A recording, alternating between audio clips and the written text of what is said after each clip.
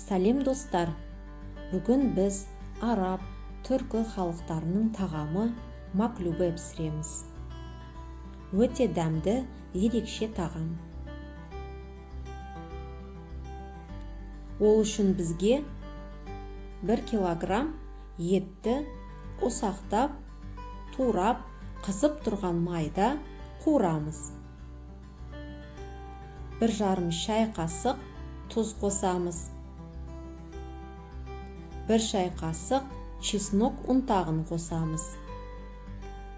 1 шай қасық кориандр, 1 шай қасық паприка қосып, араластырып қуырамыз. Енді 2 штук лавр жапырағын қосамыз және қара түйір бұрыш қосып, 300 грамм су құямыз. Ақырын отта 1-1,5 сағат пісіреміз. Осы арада көкөністерді дайындаймыз. Сәбізді дөңгелектеп тураймыз. Видеода көрсетілгендей. Картопты да дөңгелек етіп тураймыз. 2-3 жуаны дөңгелек етіп турап аламыз. Қызып тұрған майда көкөністерімізді қуырамыз. Сәбізімізді қызарғанша қуырып аламыз. Картопты қызартып қуырамыз. Жуаны да қызартып қуырамыз.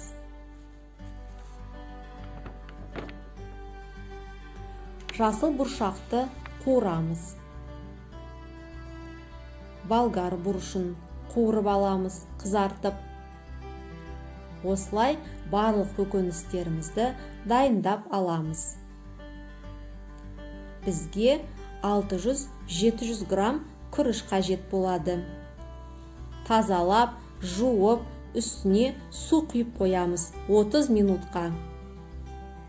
Енді етке қараймыз.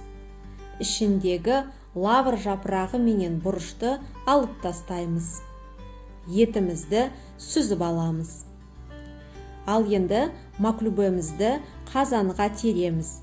Менде асты қалың никелированный кастрюль. Қазанымыздың астына пергамент қағазын төсейміз. Себебі етіміз күйіп кетпеу үшін. Қуырылған етімізді саламыз. Картопты теріп шығамыз.